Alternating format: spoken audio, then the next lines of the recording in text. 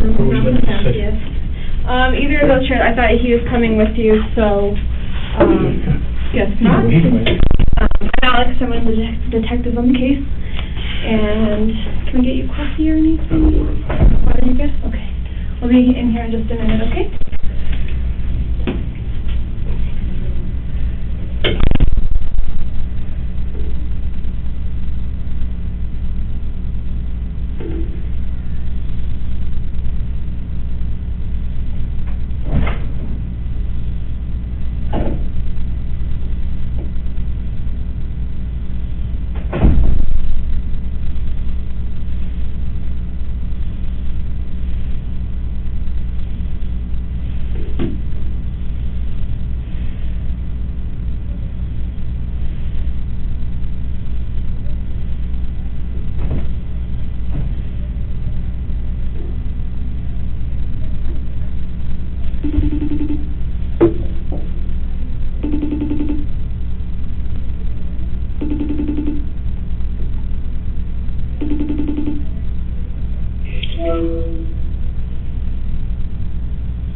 Can you hear me? Can you hear me? Can you hear me?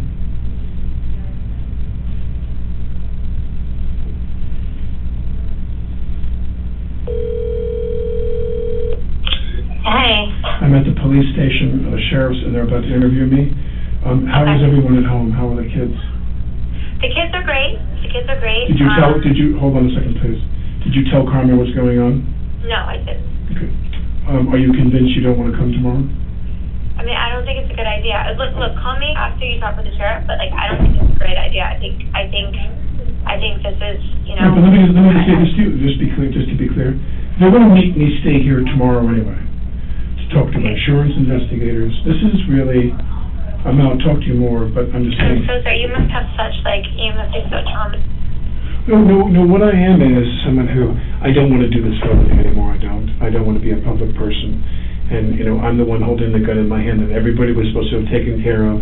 They always hand me a cold gun. Where are you now? I'm meeting with Michelle right now. Michelle who? And where are you? I'm at her apartment. Okay, all right, I'll call you back when I'm done, okay?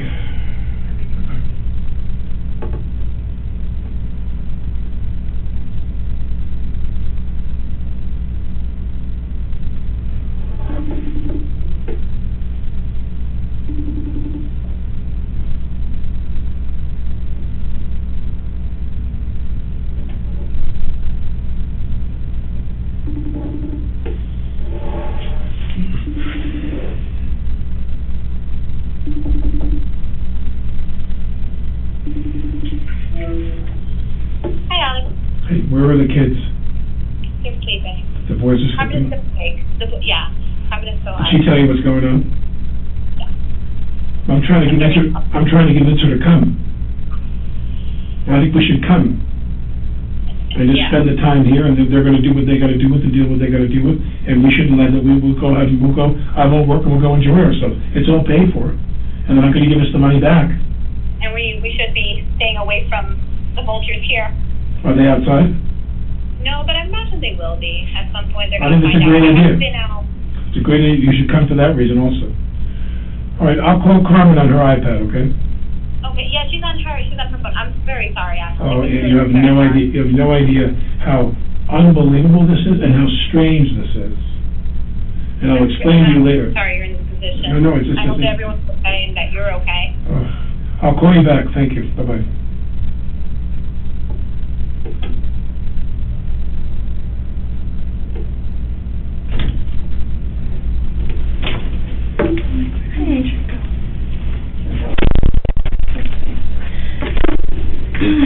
Hi, Samantha.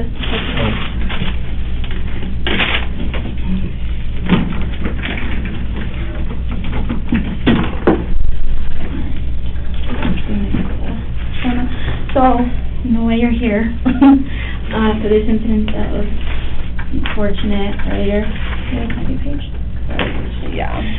I know you already agreed to talk to us and everything, and that's great. We're just going to go over the rights. She's going to read these to you. As you understand them, and just sign an initial, and then if you read the bottom and agree to talk to us, Initial sign. each of them. As you understand them, yes. Yeah, so first one, you have the right to remain silent. Anything you say may be used against you in court or other proceedings. You have the right to consult with an attorney before making any statement or answering any questions, and you may have him or her present with you during questioning. You may have an attorney appointed to you to represent you if you cannot afford one or otherwise obtain one. If you decide to answer any questions now with or without a lawyer, you have the right to stop questioning at any time or to stop questioning for the purpose of consulting a lawyer. So my only question is, am I being charged with something? No, we're just reviewing. I don't, that's what that's all I can. But I'm not worried because I'm not, yeah. We But have to do you're charging our me with job something. at Yeah, no, just tell me that. advising you your rights, You want me to write my because name here? this is the investigation. It's just a formality. You have to Don't do worry. it, you're here, You we do appreciate you it. do whatever you want to do. What is today? It is the 21st of October.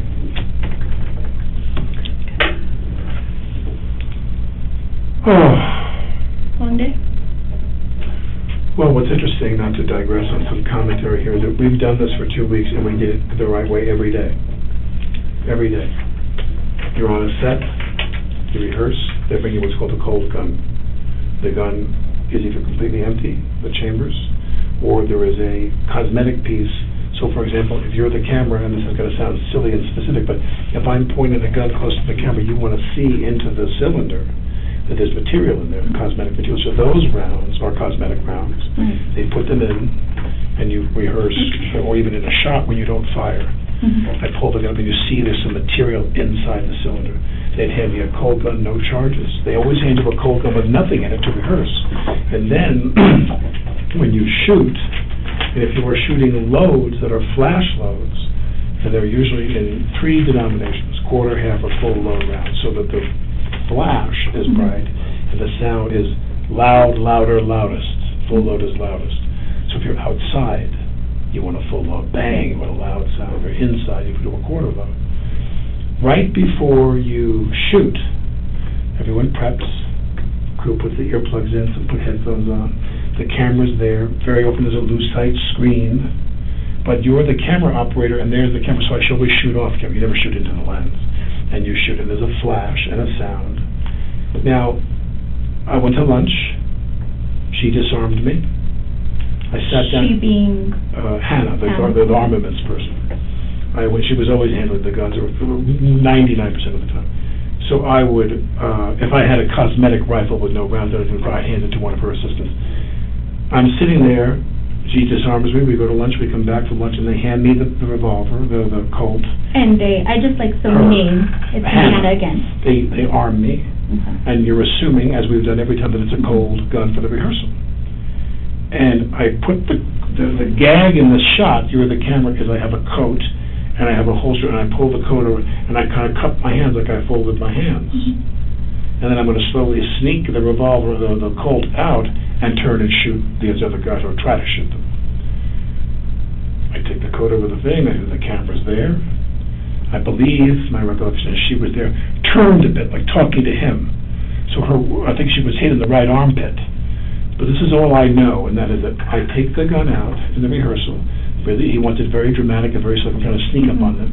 I take the gun out, and as it clears, as the barrel clears the hole, turn and cock the gun in rehearsal. I turn and cock the gun goes off. It's supposed to be a cold gun. Nothing. No flash charges, nothing. Now, this is a puzzle to me. This is making me very emotional now, but in my time, and I'm older now, but when I was younger and I was shooting guns in films, I've never seen a theatrical flash round where the material went through someone's armpit, came out their body, and hit somebody else in the shoulder. I'm wondering if your department is prepared to go find out what comes out of his shoulder surgically. Is that a live round? That's what we are actually looking at. Is that a lot? Because it doesn't make any sense otherwise. Yeah. It hits her in the armpit, comes out her shoulder, goes into his shoulder, and he just told me on the phone, I talked to Joel. He said, they showed me the x-ray, and the shape of the thing in my shoulder is the shape of a bullet. Now, all the rounds, I was told, you need to verify, I think this is an important note, they take the gun, they enter it, and all the rounds that are in there were either dummy rounds, no flash, cold rounds, or rounds with a flash. In the rehearsal, there should have been nothing. It should have been a cold gun with no rounds inside or dummy rounds, cosmetic rounds. No flash. I take the gun out slowly, I cock the pistol, bang, it goes off, she hits the ground, she goes down. He goes down, screaming. He said, Jesus Christ, and I'm going. And I thought that maybe sometimes the wadding can come out if you're closer to get a burn. Two actors who killed themselves with guns, with theatrical guns, John Eric Hexum and Brandon Lee, they put the live round in, and I'm told even with the flash powder, you can cause contusions and you can do a brain bleed and die, which both of them died. Right. I think with Brandon Lee, there was a piece of material lodged in the thing that shot from the, or something. Yeah. I don't remember vividly, but my point is, I've been doing this, I shot enough guns in my day in movies, I've never seen this before, where a flash round, but from my understanding is, may I borrow your pen for a minute? Of course, you could even borrow mine. My understanding is that in a bullet, here's the thing with the pin, and here's the bullet itself. And now here, when you have a cosmetic round, no flash, no nothing, they drill a hole in the side of the brass to signify that it's a cosmetic round. There's nothing in there. There's no powder. But when you have a flash round, and there's stuff in there, wadding and powder to make the charge. This material here, that is the bullet, is made of a clay or some material that just disintegrates. So what you have is bang, and you see the flash go bang, and you hear the sound, but nothing, there's no projectile. And what I'm curious about is, what came out of that bullet that went through her body and into his shoulder? That's pretty powerful. I've never heard of it. Now, some people say, you can lodge material in the barrel accidentally, a rock, something, that happens. Which is why every time we've done this, I'm here to tell you, to testify that every time we've done this, she's done it right. She cleaned the barrel, made sure nothing was lodged in there. We went hot when they were ready. You always announce, going hot. Crew gets ready. And then all of a sudden, you're the camera, and I shoot away from you. I sit there and like, bang, bang, bang, and flashes are coming out. We shoot the rounds. She cleans the barrel every time, and she checks that the rounds are all cosmetic rounds, or nothing in the chamber for the rehearsal. She hands me the gun. I'm assuming she's done it the right way. She's done it the last 2 weeks. I put it in the holster. I pull it out slow. We're rehearsing. We're not filming anything. I pull it out slow, turn, cock the pistol, bang, it goes off, and she hits the ground. And then he starts screaming. And I'm thinking, in a flash round, I could see maybe if there was wadding or there's some stuff that's hot, and maybe it hits you and burns you, and then, as they say, sometimes that happens. But remember, we're rehearsing, so no one's protected. So it's all supposed to be this one, cosmetic one. Or nothing. Or nothing. For the rehearsal, the gun is normally empty. But my point is that they were standing in positions they wouldn't ordinarily be in, because they assumed it was an empty, cold gun. We weren't shooting, we were rehearsing. That's a vital difference. So if she's here, if the camera's here, and she's standing here talking to the gun, and I'm on a bench here, and Joel's behind her, and this is not proportionate, because obviously the camera's not as big as her body, but I draw the gun slowly and aim off camera, and there's supposed to be nothing in there. So she's not protecting herself and standing off. I'm shooting in a direction, and everybody is supposed to be to that side of the camera. There's nobody in my line. Nobody. And so when I shoot the gun, so in the rehearsal, I'm assuming I have an empty gun, and the gun goes off, she's right in front of me. She's as far from me as I am from, a difference between maybe you and the door. Okay. So pretty close proximity. It was a very tight shot. Okay. The shot was here. Of me, not of me, it's of me pulling the gun slowly, turn cock.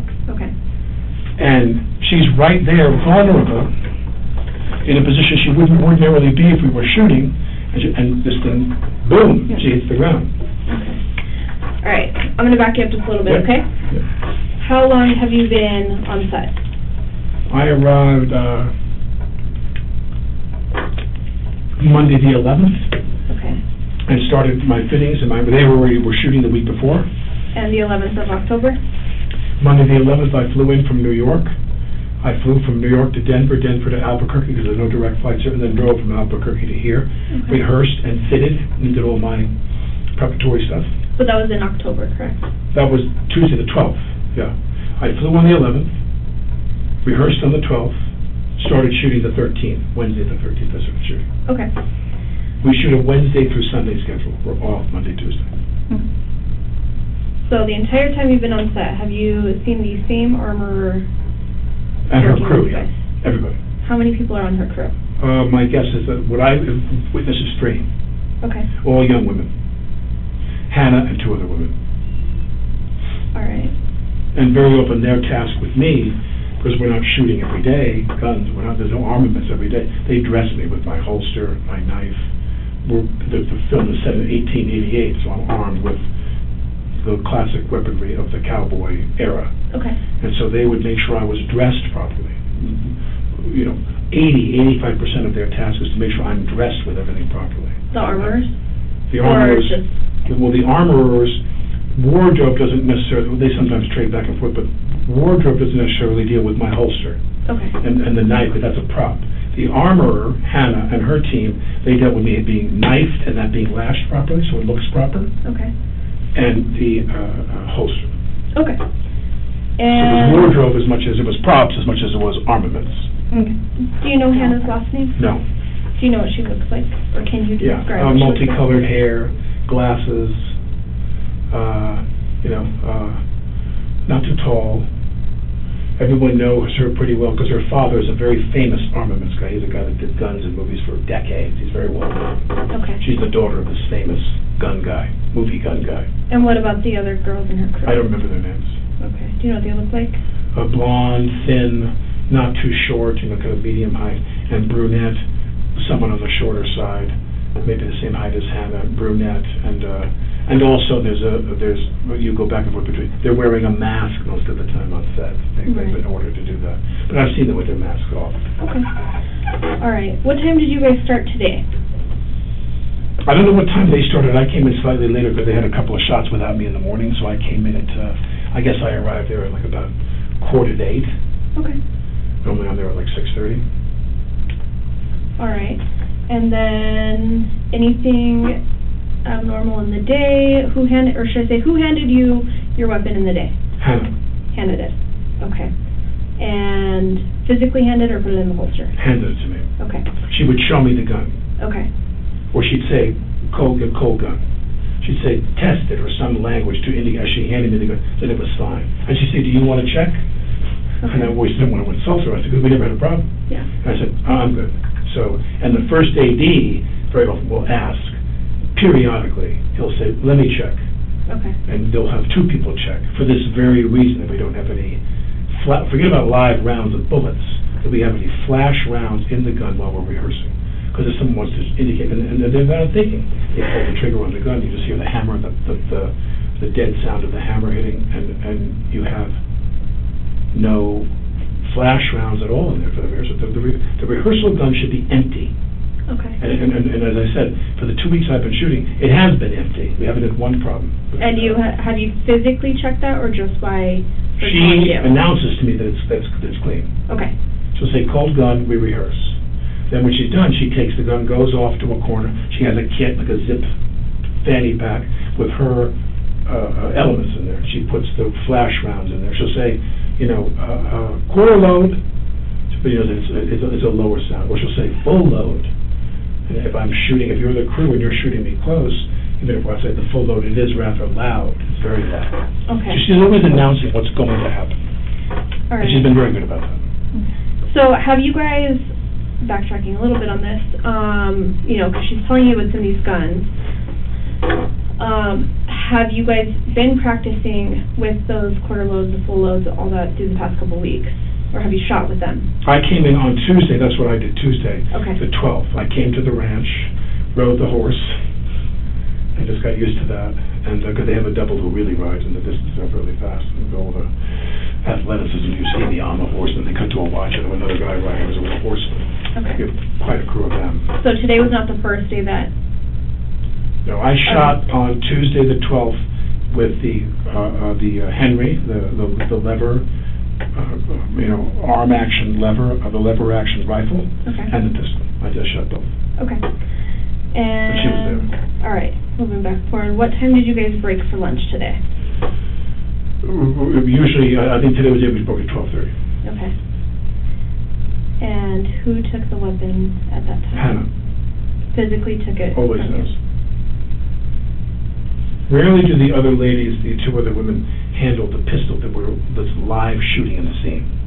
As I said, I have the Henry in my hand as a prop. I'd be running through the scene, but no bullets, nothing. When they'd say cut, I could hand it to the blonde girl.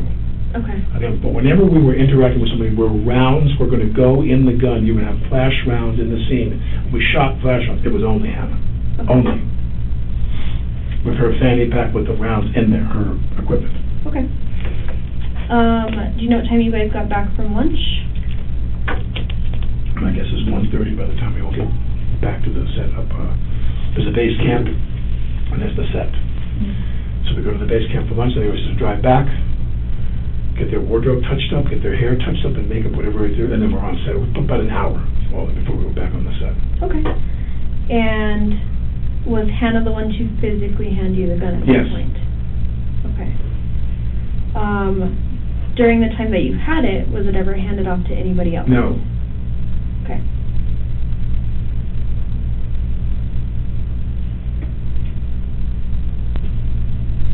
Did you see where she got the gun from? No. Okay. She has a station somewhere with all her stuff. Okay. The elements and a gun and a couple different guns. Guns for the other actresses. She handles all the guns. Is anybody else allowed in that area? I don't know, but I know that on this, I've never seen anything that was out of the ordinary. She had like sometimes they have a cart, like almost like you would use in like a hospital catering, you know, there's like a big plastic tray, a dark plastic tray, two levels and wheels.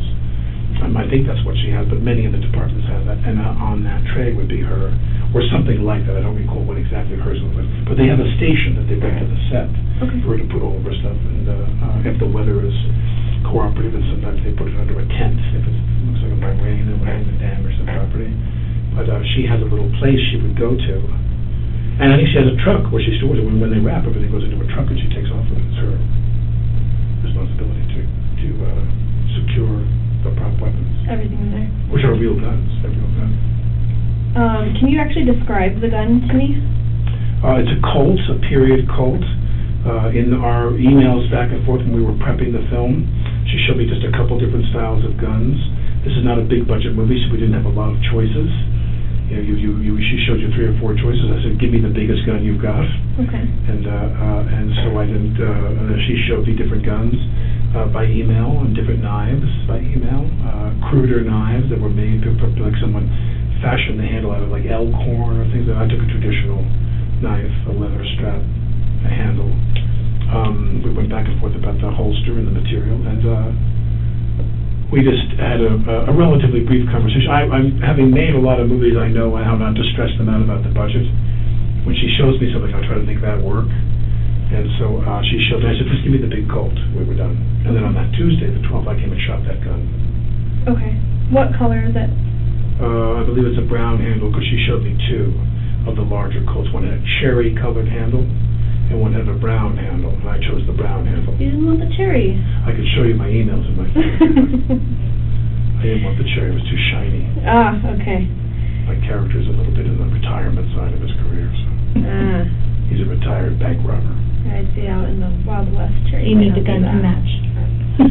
Well, you always have people in films, I mean, they go to extensive, you wouldn't believe some films if they have the budget, the details you go into, of all the things you wear, jewelry, hats, watches, guns, cars. I mean, people sit down, I mean, I've made a lot of films, and the films that had bigger budgets, you could spend a whole week going to rehearsal, reading with the director.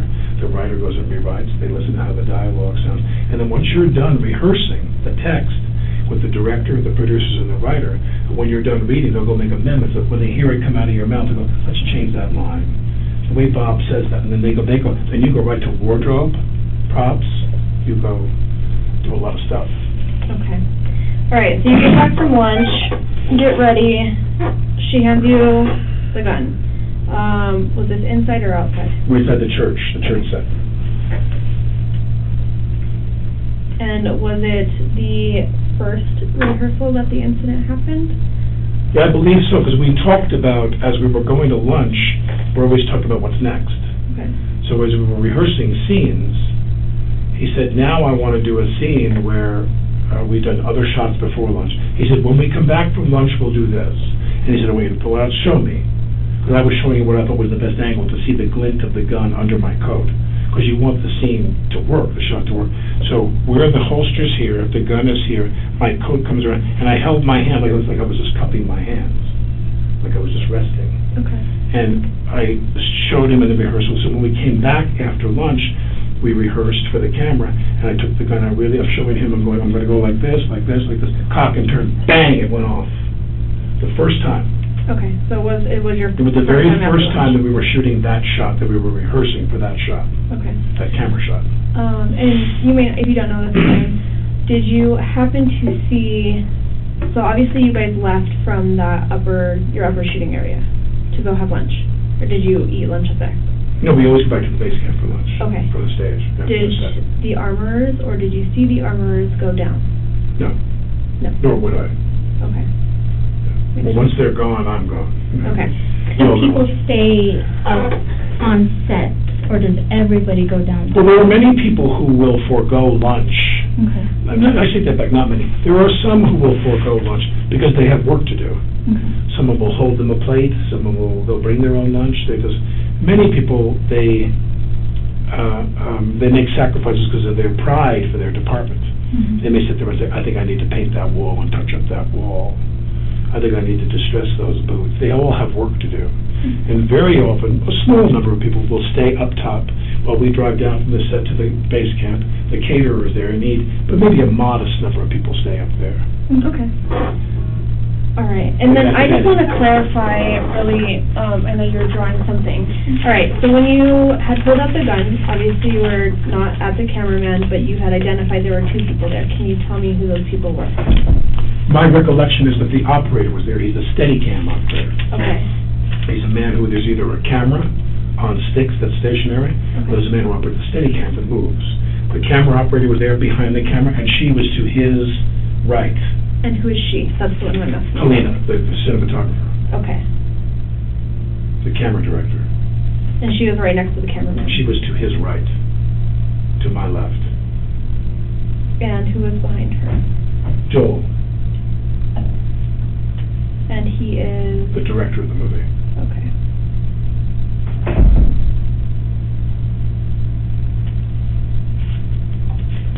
Can you recall who exactly was inside at the time No. of the incident? Dave Halls, Okay. the first AD. He's in charge of the crew. The first assistant director is the man who's like the foreman of the set. He's in charge of all the grips, all the crew. Okay. Electric, cable. Do you know his name? Dave Halls. Okay, let's see. Got it. Dave Halls is always there. Halyna, Joel, me, the operator, an assistant camera person, the script supervisor, a woman who sits in the corner in some strategic position to take notes on all the action of the take so you can match. If one day you're doing a scene, you sit there and go, what is your first name? Samantha. So they're like, Samantha, you know, it's really important that you and I get together and talk about that case. You drank, when did you, she makes notes, so we match every take. That's called continuity. That woman who does continuity, she's always there watching. She was in the room. Okay. She's an older woman, like in her 60s, maybe with, that colored blonde hair, maybe, or brown hair. But I forget her name now, but so there's a group of people that are always there for every shot, even if you're in a kind of a cramped interior. This set of this church is not large, so then the rest of the crew's outside. In that side was a limited number of people, maybe 8, 9, I don't remember. But I know that every time they do a shot, those people are always on the set. Camera, assistant camera, cinematographer, director, first AD, script. Okay. So not too many. Very few. Do you think any part of this incident that occurred was intentional? Well, I can only say this, which is, and it was, to me, to place a bullet and position a bullet that is a live round, to make sure that that bullet is in the chamber, if I were to squeeze the trigger in a rehearsal, that bullet came out, someone has to have extraordinary access to that weaponry to do that. I can't imagine somebody walked around with a round that was a .45 caliber round. So you see, other people on the set were speculating that if it was a .45 caliber round, she'd be dead. It would have blown a big hole in her. And so we're wondering, was the projectile that went in her some foreign material stuck, and it was an accident, it was a flash round, and something came out of the barrel. They didn't check. They always check. But to your experience with these armor... I've never heard of anything like this in my life, ever. Okay. I've never heard of a projectile coming out of a prop gun that went through a person's body, and regardless of her being a smaller woman, that the bullet went in here, I'm told, went in here, came out here, her shoulder or whatever, and went into his body. And I've never heard of that in my life. I don't know of any projectile in a gun, in a flash prop gun, that could accomplish that. Now, if somebody put a live round in there accidentally, see, a very important question for Hannah is, have you ever commingled live rounds with theatrical rounds in your kit? Because they're forbidden to do that. Mm-hmm. According to, I think, the union rules and the safety rules for all the unions, you're not allowed to do that because of the fear of what will happen that you commingle. So, whether someone accidentally, and I can't even imagine this, deliberately placed a live round in that gun, I've never heard of that in my life, and I don't know anything about what happened, but all I know is when I... See, the other thing about this is, in a live round, you'd have a recoil, usually. When I shot that gun and it went off, I didn't shoot it when it went off.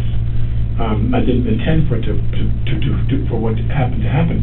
When that happens, I'm always told, but because I'm not a gun person, I don't own a gun. They've always told me, they asked me to simulate the recoil. When I shoot the Colt, which is a big gun, 45 caliber bullet, they always teach me when we should be go action. I go, get back here, boom, and they make me take my hand and go boom and have the kick, because there's no kick in a flash round. Okay. And when this happened, I don't recall there being any kick either. That's important. Okay. Are you, I know you said you don't own a gun, but are you experienced with shooting guns? Only as much as actors have to be experienced. Okay. Which is normally not really... Well, I mean, like, if you do a movie, safety with weapons is primary. You go off with people. You go off with armaments people to ranges. I've gone to ranges in Arizona where we shot a lot of guns in a movie many years ago, and you go to a range and you shoot for a few hours, and they teach you how to shoot shotguns, Walther, different, little small guns, James Bond guns, big guns, Uzis, machine guns, whatever you're using, they make you go and rehearse for hours, like a whole day. Okay. Yeah, they're very safety conscious, as they have been here. They've been very safety conscious here throughout. That's what puzzles me. Well, We didn't have anything. and I guess that's more like the question that I'm trying to get at is, do you think someone would deliberately do this? I can't imagine who would. Okay.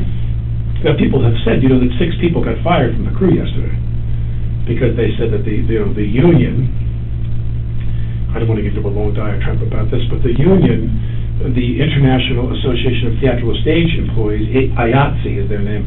IATSE is the union that controls all the actors. The Directors Guild controls the director, the Screen Actors Guild controls, but all of the crew are controlled by a contract in which those people voted to go on strike against the major studios, the major networks, the major streaming services, but not the independent film community. In fact, the IATSE rep for the New Mexico contract, because every state has different contracts, was instructed by his bosses in LA, said, don't go on strike. The strike is against the majors, not against the indie people. And in the indie films, there's 6 different tiers, I believe, in terms of the contract, how much they're paid. Okay. A bunch of people on the set walked off anyway, even though they were told not to strike. They struck, and they left. And that was yesterday? That was yesterday. That was their last day. Yeah, And the question becomes, somebody said, would one of them do? I don't even know. I have no idea. I have no idea. Well, and I was, because that was mentioned to me, is that it sounded like it was most of the camera crew that walked off set Yes. yesterday and quit, and maybe they got fired because they walked off. So the other thing is that the 2 major people, like you said, the director, those are the ones who got hurt. So with the camera crew and them quitting, and then your director getting injured, as well as Halyna, you don't think there's anybody that had any anger towards them or anything that would want to I don't know the film? details. I know that one guy whose name I'm forgetting. He was a very heavy-set guy. Okay.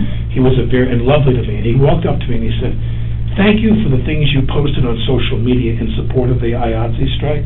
And he said, "I'd like to talk to you privately." He said, "Because I've got some of my guys sleeping in their car." Mm-hmm. Many of the crew here, because it's shooting in Albuquerque and Santa Fe, or Albuquerque-based, they live there. So the drive time, it's kind of common knowledge in the business that the unions in New Mexico signed very bad deals in order to attract movie shooting here. They wanted to grow the crew base here. So they signed a deal that wasn't a good deal when that gave them a 60-mile commute radius. So that means if you live within 60 miles of the set, you come to work and you don't get paid any, you have to drive home, they don't hotel you. They don't know in New York it's 30 miles, and they have to put you up in a hotel and give you gas money, and there's a whole other complicated contract in the more expensive markets. Here, this guy would tell me, he turned to me and goes, "My guys are sleeping in their car." Now, I went to the AD and the producers and I asked him, "What's up with that?" He said, "They knew what the contract was. We signed the IATSE contract in New Mexico." And then in the middle of shooting, they decided they wanted to rewrite their deal. They said, "Put us up in hotels." Now, if you put the camera crew up in a hotel, all the other crafts are going to ask you to put them in a hotel. We don't have the budget for that. That could be $75,000, $80,000, you know what I mean? Who was that man? Oh. The one you said that came up? I forget his name. Okay. But anybody there can tell you who the big heavyset guy was, who was on the crew. They quit yesterday. He didn't come to work today. Okay. But my point is that if I'm standing there in a rehearsal, I'm thinking to myself, could someone actually believe that in a rehearsal I would actually aim the gun and hit those two people? That's far-fetched. Or do they want just somebody to get hit? Or, I keep telling myself, more likely, was it an accident? It was a large quarter load makes noise, but it's like kind of a puff compared. But a half load could shoot a projectile if something was stuck in the barrel. And like I said, the thing that is, I think, going to answer all your questions is, what's in Joel's shoulder? Is it a rock or is it a bullet? I could actually show that to you. What was in his shoulder. We did they take it out? So you being on set for so many years, like you said, have you ever seen? You said you've never seen anything come out before. I've never seen a projectile come out. No. Right. No. But do you know what the bullets look like? Would it have looked something like this if anything did ever come out of something? Okay. Okay. So, let's backtrack a little bit. Let me say this to you. Hold on. That's a bullet. That's a bullet. So Right. as I suspected, somebody put a live round in the gun.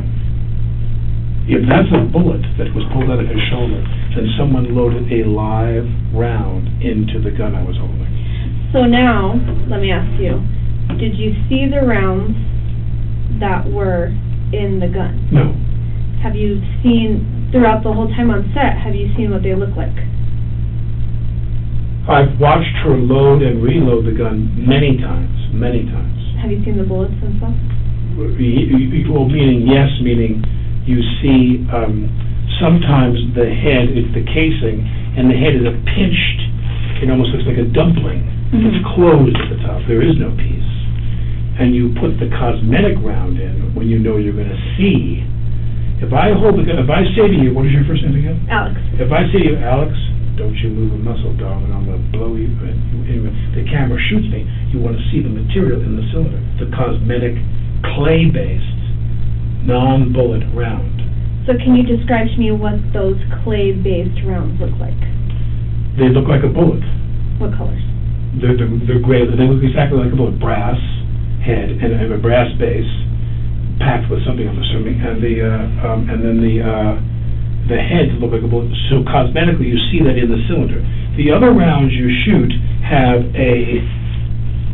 it's the base with the pin. This comes up, and this comes up, and it's a round like this. And if you look at the top, if you're looking down at the bullet, with not the pin down here, the top of it, if you look down, it's folded in almost like a like a dumpling. Like a pinch. Exactly, it's like a folded up thing, and the char and all that does is go boom. So there's no projectile there. If I showed you a couple rounds, would you be able to tell me if they're the ones that look like they were on set? Probably. I think I could probably tell you which were the rounds that were put in cosmetic. Okay. And which were the rounds that were the flash rounds. All right. Now, forgive me, because I'm very upset right now. I know. But if you don't want my things, so please don't forgive my weirdness about this. That's what came out of Joel's shoulder. Yes. Joel. Yes. And the reason why I was showing it, because you said you have experience, but you're saying when this does come out, it's supposed to just puff and not really be usually, a hard object. If there's any chance that when you look at the gun, so here's the barrel, here's the sight, and the cylinders around it, and it has the holes. Mm-hmm. We're just looking at the gun, the camera's eye view. Yeah. When you look at the cosmetic rounds go in, they have no flash. But if you want to have cosmetic rounds that flash, if you want me to hold the gun, you see the bullets, and I shoot, that material is often a clay or, fabricated material that just disintegrates, just turns to powder. And the round that you put that you don't see, you're not seeing down the barrel, you're shooting, those are the flash rounds, which have the top that looks like it's like folded kind of things like this, where it looks like someone's packed it and closed it. But specifically today was supposed to be either empty or the ones that don't even make anything. Cold rounds. So cold round, the one with the hole in it. Yes. And it's not supposed to puff up or powder off, like you said. Nothing. Halls told me that when he checked the rounds with her, they had the holes in them. And sometimes he told me, when I wasn't familiar with this, they'll take the round, and if it's a cold round, it'll have the holes, and inside will be BBs, and you shake it. Yeah. When you shake the BB, it's an acoustic thing to tell you that's a cold round. Okay, and that's what... Inside this base is stuff that rattles, little BBs that rattle. So you pick your gun, that's a cold round, that goes in the gun. Okay, and that's what you were supposed to have today. I was supposed to have an empty gun. Empty? Or when we shot, for the rehearsal, empty. Mm-hmm. And then when we shot, the flash rounds and everybody preps, and then she says, "Hot gun," she announces it, and the crew gets ready. But you didn't even get to that part. I rehearsed with a hot gun. Now... But you were supposed to be cold. Well, it was supposed to be cold or empty, but now, not only did I rehearse with a hot gun, I rehearsed with a gun that had a bullet inside. If that's what came out of his show, this is the most horrifying thing I've ever heard in my life. Well, so yeah, and that's why I wanted to make sure that anytime that you've shot a hot gun, you've never seen anything like this come out before.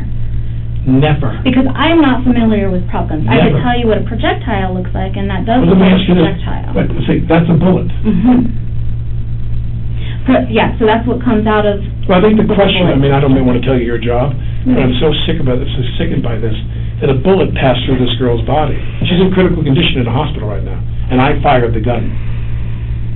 And if you don't think I feel really, really shitty about that, I do, but the question becomes, if you ask Hannah, did you commingle live bullets? What they call live rounds. When they say live round, that's a bullet that a police officer would shoot. Mm-hmm. Where did that come from? In her kit. Yeah. She commingled live rounds with dummy rounds or movie rounds. And we asked her that, do you know where you guys get the rounds from, who orders it, or you don't have any part of any of that?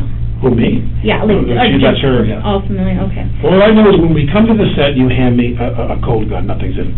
We rehearse. Then we load the gun with the flash rounds and we shoot. That's it, every time. We've never had a problem.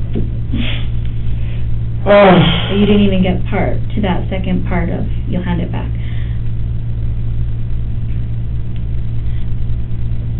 I do want to ask you about Dave Halls.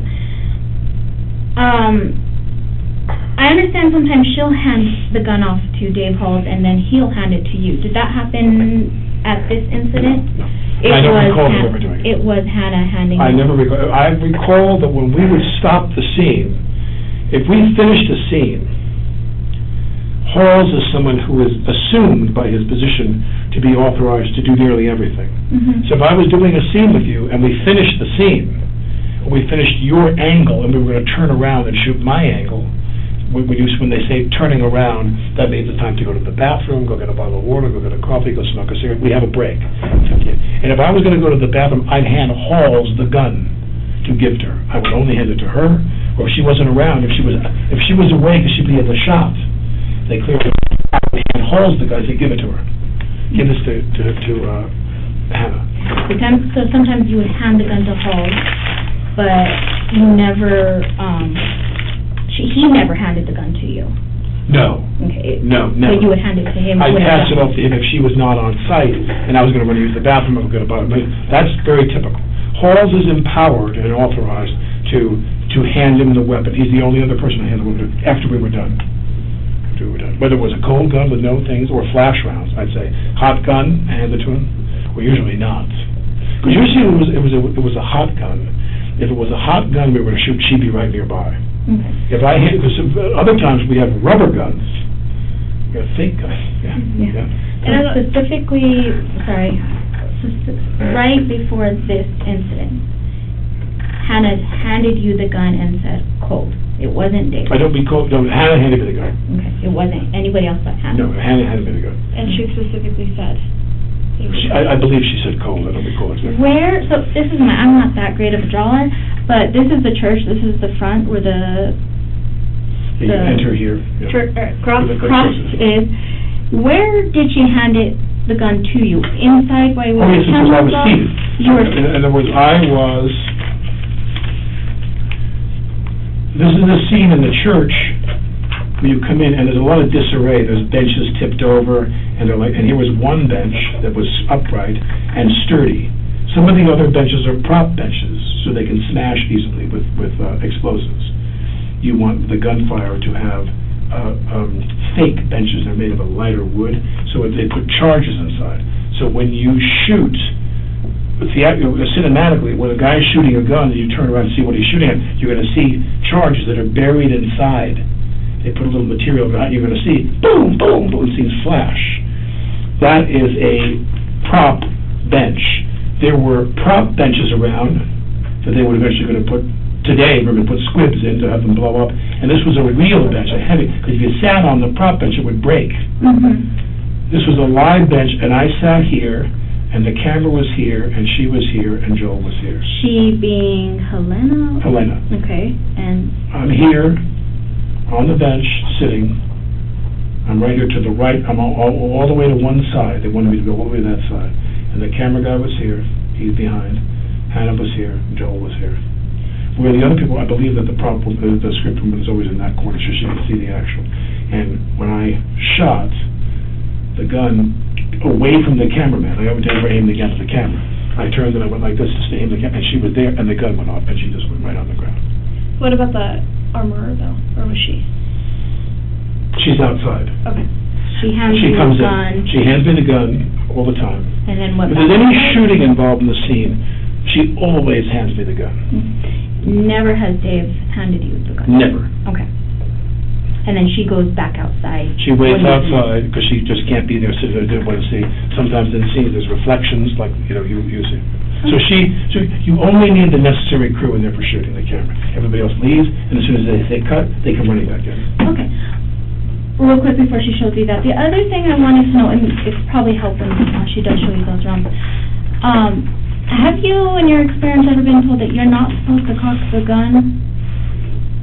No. No, you're okay He wanted to. me. He wanted me to cock the gun in the Okay. scene. Okay. He wanted that as part of the scene. He said, "I'm going to take the gun out, turn, and cock it into to the right, my left, to their right of the lens." In other words, if I'm sitting here and you're the camera, we don't talk about my left. We talk about camera right. Camera right. You only talk about the camera. Camera right is my left. So if I'll say to you, "Where do you want me to aim the gun?" They'll say, "Camera right." So I aim the gun to my left. Okay. So I always aim the gun away, but she was there. And in the rehearsal, he wanted me to pull out the gun and cock the gun. And if you're assuming you have a cold gun, there's no problem. Right. And again, a cold gun I'd had, every time we've used guns in this film the last 2 weeks, we never had one problem. Never. Never. Okay. And I don't, maybe we've discussed this when I was going, after the gun was shot, who did you hand the gun to? I don't remember. Okay. I don't remember. I made everybody freaked out. Yeah. I think so. Okay. It was one of those two people, Halls.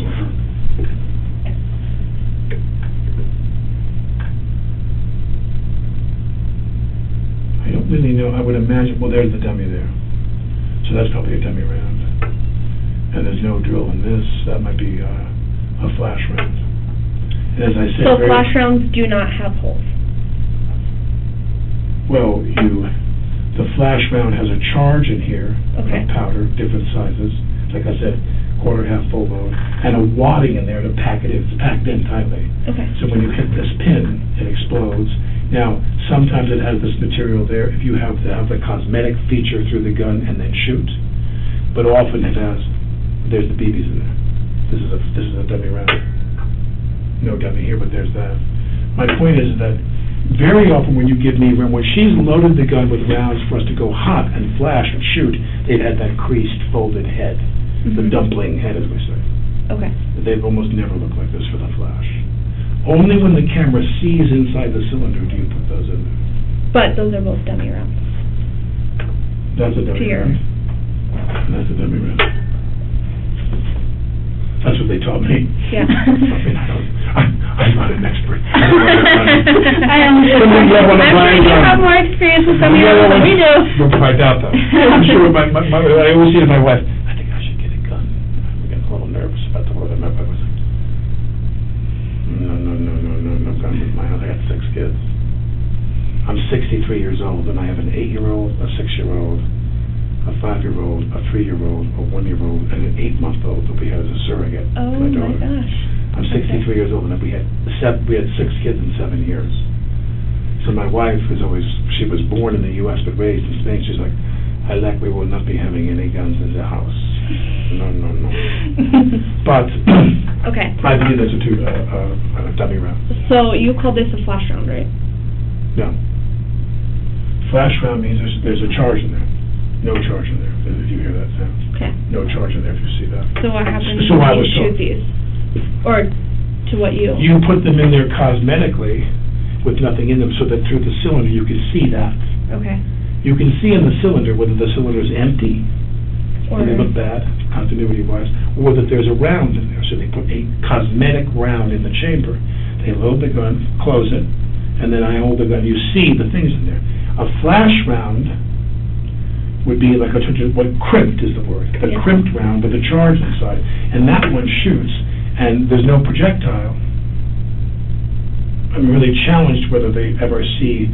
I doubt, sometimes they have these where you can do both, but that's the clay material. But usually, 99% of the time when we shot a flash round, it was the crimped thing, and you don't see inside the cylinder. Okay. So you're the camera, and I'm not pointing where you can see it. I'm off a little bit, and all you see is the flash. Do you know what would happen if you shot one of these? Have you ever had experience with that? Nothing. Nothing happens with them? There's no charge in them. Okay. This Maybe indicates. the bottoms? Right, well, sometimes they have the pin to create something. I'm just saying, when I look at this, when I go like this, now, by the way, there could be a charge in there, and that charge and those BBs could come out. I don't know enough about it to know whether this rattling indicates that it's an empty, a cold round. That's obviously a cold round, because that's where the gunpowder would be in here. Mm-hmm. That's a cold round. This, I'm assuming, is a cold round, because they go like this to tell themselves it's a cold round. I believe, please don't take my word for it, Just in your experience. I'm a father of 6 children, pretty much, that's all I do these days. My experience is those are both cold rounds. Okay. And I was told by Halls that when they took the gun away and looked at them, every round inside the gun was a cold round except the one round was not only a hot round, it was a live round, it was a bullet.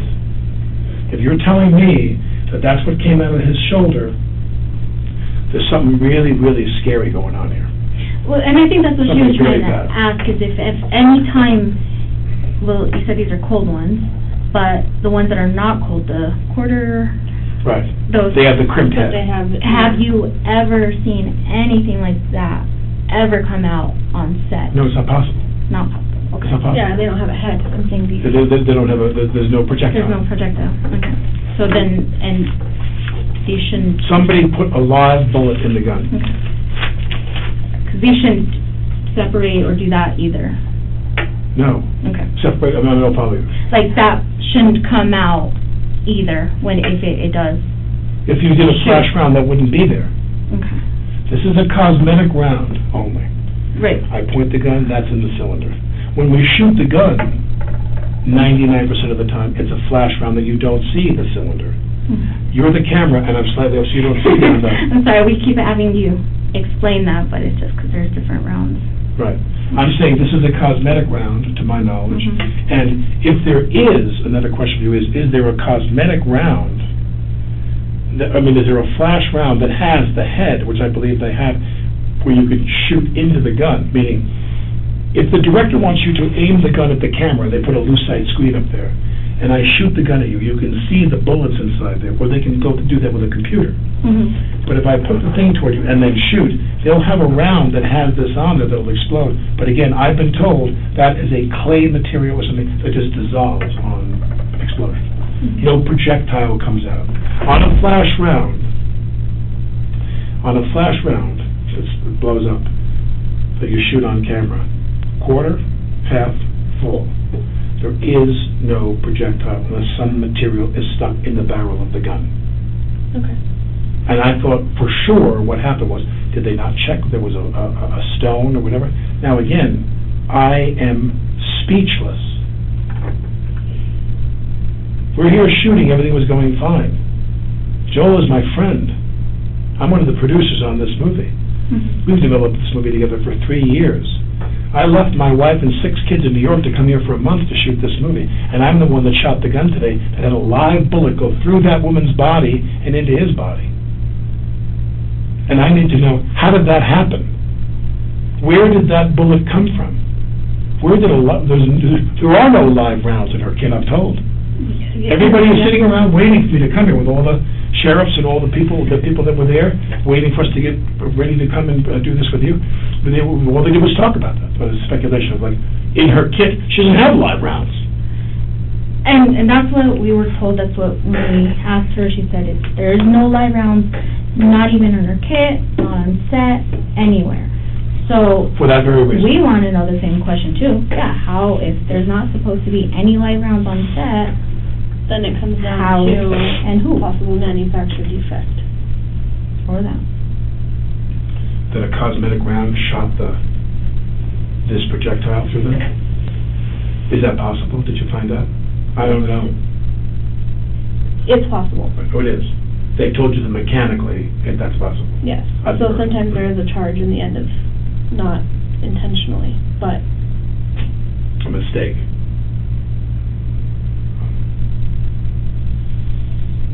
Today, I sit here, and whether it was a misfiring theatrical round or a live one, I shot this woman with a gun today. God, it doesn't feel so good, you know? Come on. I can imagine that would not feel good. I feel really bad, you know, it's like everything was going great. The only problem we had was when these 6 guys wanted to quit. And I don't know the jargon, but their union rep or whatever in the New Mexico contract, different contracts in different states, the person that was in charge of these people and a kind of a pipeline, a lot of shooting going on, a lot of movie for TV work in Albuquerque, Santa Fe, their head person was told them, don't strike. It's not, again, we don't want to cripple the indie business and put all of our employees out of work. Our indie contract is set for now. You have a contract you're under, now we can renegotiate that contract, which no doubt they will. But in the meantime, you have a contract that you agreed to, and those men came, I'm not criticizing them, they came under a contract which they knew what it was, they reported to work, and then halfway through the shooting, they left, they walked off. And I don't, when he said to me, well, my guys are sleeping in my car, the ADs and the producers said to me, well, they're all of a sudden complaining about a contract they've been working on it for quite a while. And some days we wrap, and they shoot nights. Those are tough. The women, they have to go back to their homes, and they be Albuquerque and drive an hour, and it's 3 o'clock in the morning, Mm-hmm. And we try to put the night shooting on the weekend, so when you wake up the following day, you're off. And then some days we wrapped at the day before they walked up the job, we wrapped at 5:45 in the afternoon. We had a very reasonable day. We had a very easy day, 6 o'clock. As I'm driving away with them, and I waved to that guy. The guy said, I want to talk to you, the heavyset guy. Yeah. And I'm leaving. I said, I'll see you tomorrow. And I left, because I want to get home. Right. I want to go call my kids before they go to bed in New York. And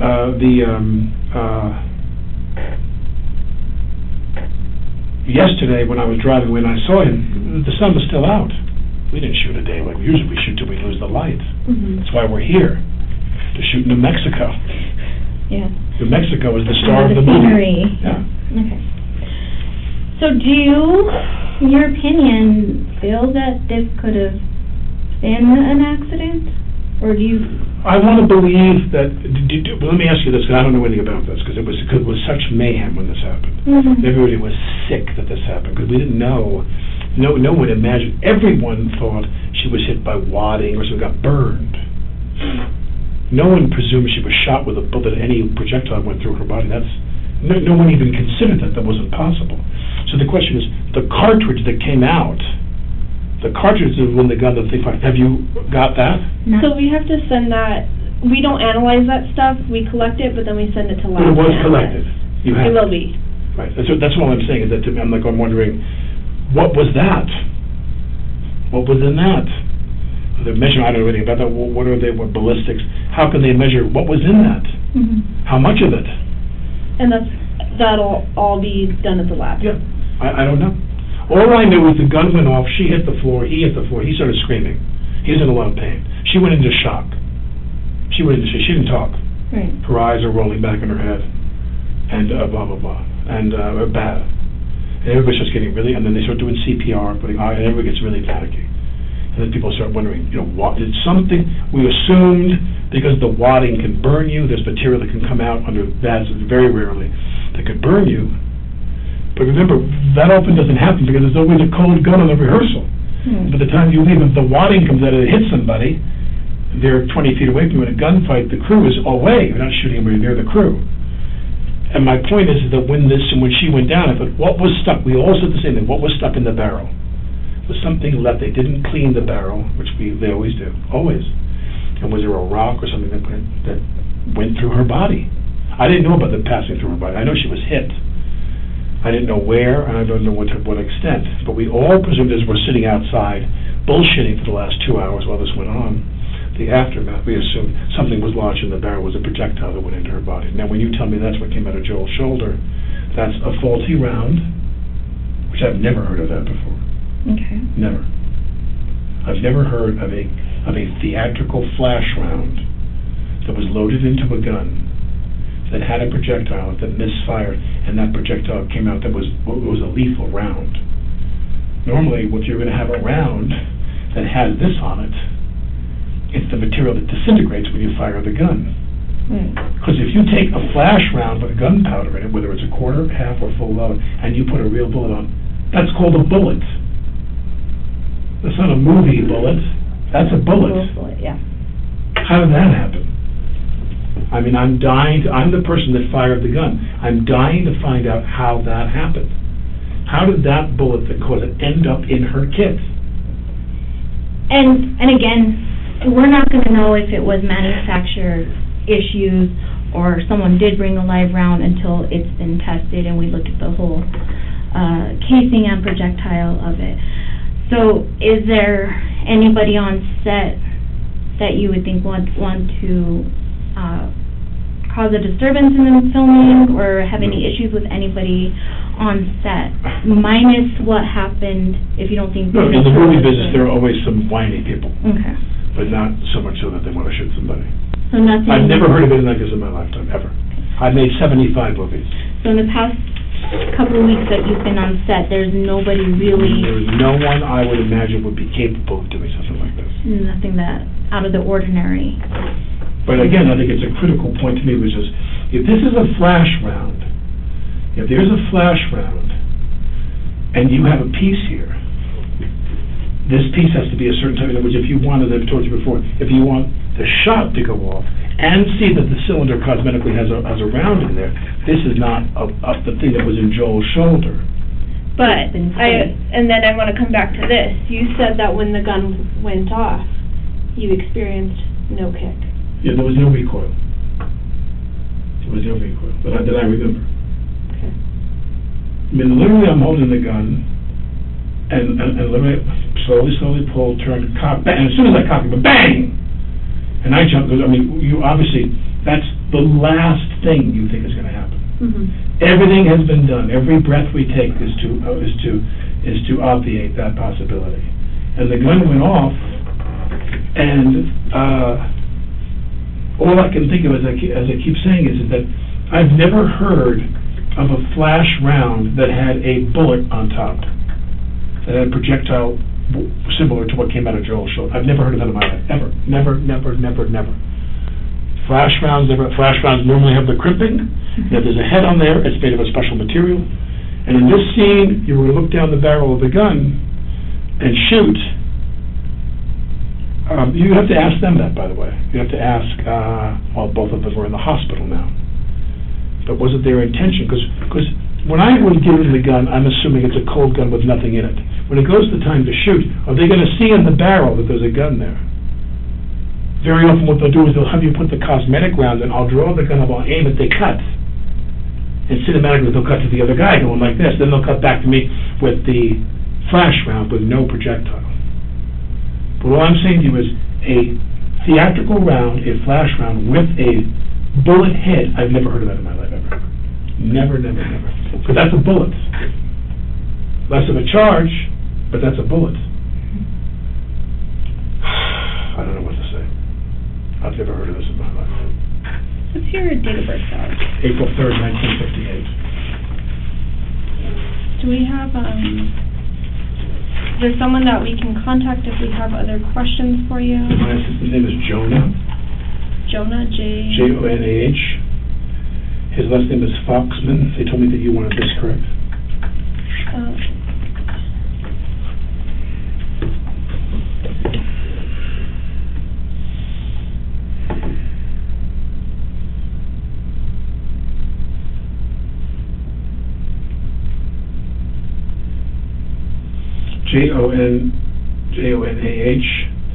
Foxman, Foxman.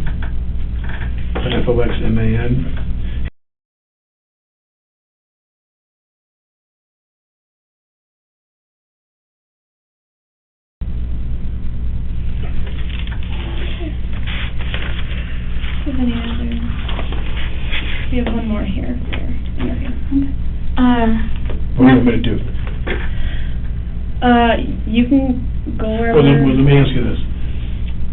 Originally, and this is a very complicated, modest compared to what happened to them, but my wife and my whole family was scared. And on Saturday, my daughter was going to be in the movie. They had a little part for my daughter. The 8-year-old? The 8-year-old. Oh, she was so excited to go. And now the question is, Joel's not going to go back to work for a while. Right. I doubt he'll be back to work in a week or two, at that. Who knows what they're going to do, but they're going to get the shit suit out of them. I think his was a shoulder. He might, I don't know, it's up to him how he feels and stuff on But I'm sure that there are so many insurance issues for them. There's going to probably be a halt on They're in a lot of trouble, insurance-wise and civil action-wise. All I'm saying is I told them I would stay here tomorrow. My family's not going to come now. Okay. I begged them to come, and my wife wants to cancel the trip. She thinks it's just a weird energy. I told the producers that I would stay tomorrow in case anybody else, their insurance investigators, anybody, their lawyers wanted to talk to me. I'll make myself. And then Saturday, I was going to fly home to New York and just wait for them to tell me what to do. Did you need me to stay here beyond Saturday? I will do whatever you tell me to do. Okay, so I think, what we need to do, we're going to go and process the scene. If there's anything else that comes up, and that we need to contact you, you said you'll be here till Saturday? Or you want to fly? Oh, no, as of now, I'm going to stay tomorrow to make myself available to the insurance investigators and their production's attorneys. Yeah. To make myself available. They've told me they're not sure they need to talk to me. I'm going to stay tomorrow and get on a plane Saturday to go home. And God knows when we're going to come back. It might be months. Okay. So we can contact you. Yes, as long as we have this number and he's not going to change it. Right, what I'm trying to say is that I'm going to leave on Saturday unless you tell me not to. You're okay. If you tell me to come back in, I'm going to do whatever you tell me to do. But my wife wanted me to come home. Yeah, so as long as we have a way of contacting you is what we need to do to get a hold of you, okay? But I think unless tomorrow you hear something different from us, because right now we'll interview a couple more people. Tomorrow, I'll come here right away. Okay. Yes. Tell me what you want. What's your work cell? 490. Or your office, sorry? That one I, don't know. I don't use it. 96. Well, So 2850, 490, 2850 is his work cell. I'll just put. So the two of you are not best friends and you go bowling together and go to movies together now? Yeah. Yeah, we Very, very close and very That's why, so this is my card, I put her name on the back of that one, but my, office is How do you that prefer to first be one. contacted? Office? Oh, let me put my, because mine's a different, What's that? yeah, I don't, my desk phone has issues, so I use my work cell phone all the time. And that's usually the best way to get a hold of me. Actually true. And then if I'm not at my desk either. If I don't hear from you otherwise, I mean, I'll come in tomorrow if you prefer, but if I don't hear from you otherwise, as of now, I intend to go home on Saturday. So, yeah, and that's fine, because right now, we still have other interviews to do. We gotta go to the scene, process it. The processing at the lab might take longer, so you might even not hear from, if And there's you 2 do. years backlogged right now. So, our Would you want to talk to investigation's me going on. remotely? If it comes to it, Just tell me we what will to do. figure it out at that point. But right As of now, my now, wife wants me to come home. as of right now, you better listen to your wife and go home. Don't go there. Okay, are we ready for, I do have some very unfortunate news to tell you. What? She didn't make it. No. Yeah. So Joel's still at the hospital, but the other person involved didn't make it.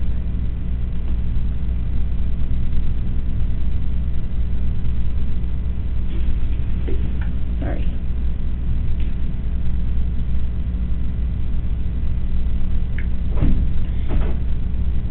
I just didn't want you to hear it outside of here.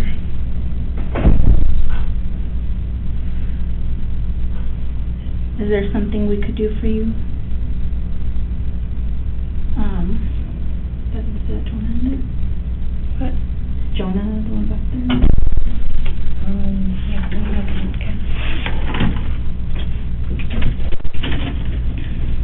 Okay. Would you want Jonah in here with you? You wanna, what do you wanna do? Do you wanna Sure. make a call? you can sit. You should go. Are you guys needing a ride, or are you comfortable? I think they've got their baby. Are you comfortable driving though? I want to go call my wife.